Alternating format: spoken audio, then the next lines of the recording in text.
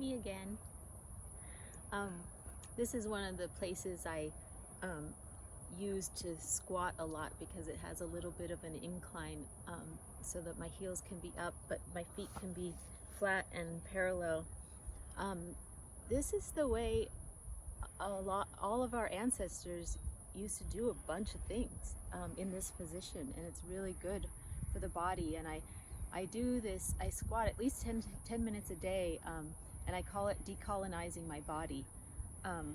We weren't meant to be sitting in chairs all the time, and so many people, if you see all around the world, still can sometimes sit in this position and do everything from this position. Or a lot, I mean, not everything, a lot of things from this position. So I wanted to share that little bit of why I'm squatting here. But I'd like to share something around how we look at the earth. And we have a society that's turned into something that's looks at the earth as resources that are for us, that we just take without asking. And one of the things that I'm trying to teach myself, or remember to do, is to have more consideration for things that are so I want to receive what the earth has to offer. My survival depends on it. My survival depends on it. I don't want to take it. I want to receive it. And so my practice for that is, if I see a plant that I want to nibble on, or I see something that I want to sniff, or even like some grasses that maybe I'd like to bring home into a vase, I want to ask first before I pick it. I don't want to just grab it and take it.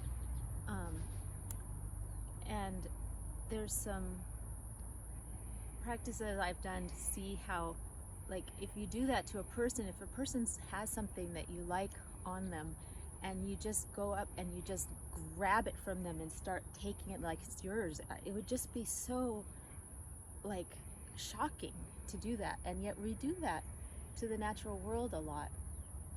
And so asking first, and not only asking but listening, and listening takes observation a bunch also. So if I'm in a place and there's something that I'm wanting to nibble on, maybe I see some miner's lettuce, or maybe I see some wild radish, or whatever I see, and I want to eat some, I want to ask, and I want to wait and hear an answer, but I also want to look.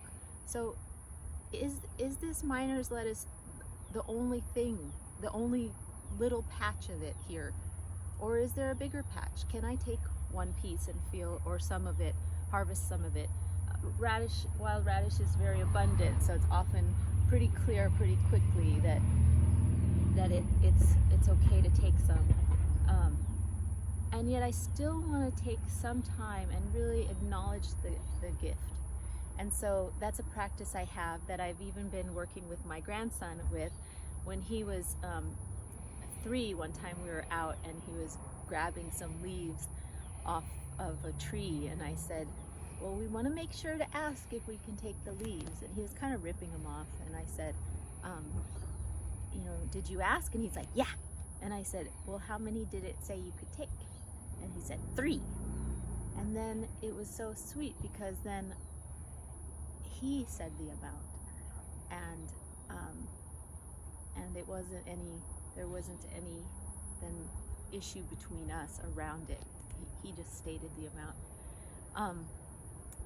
Another time, when he was probably about 4 and a half or something, we were outside and we were digging, and we wanted to make we didn't want to take the spoons from the house, and so we were trying to make a spoon with a little stick and a leaf at the edge, and so we were looking for leaves. And again, I said, we looked at this lemon tree in the pot, and it was I said, we have to ask if we can take these leaves. And I said, James, notice that there aren't that many leaves on this plant right now. And it's really, it's the end of winter, and the leaves are going to take in a lot of nutrients for the plants. And so it wants its leaves so it can get what it needs. And there aren't too many here. So I think we need to look for, somewhere else. And so we looked somewhere else. And again, just starting to plant this seed of paying attention and asking. And then also he really loves water, and he loves it coming out of a hose. And when I was talking to him about the hose, I was like, we can't really ask waters. The water coming out of a hose, we can't ask and hear the answer very much. We can't see what the story of the waters are. And so I told him, I know the stories of the water, and so you'll just have to trust me that I know the stories of the water, because we can't really ask the hose very easily. And I know it's important to not use too much water from a hose, and so you'll have to trust me on that. And so again, these are just little bits and pieces of beginning to instill that that awareness and observation and care. And those are a few little stories that I got to share with you.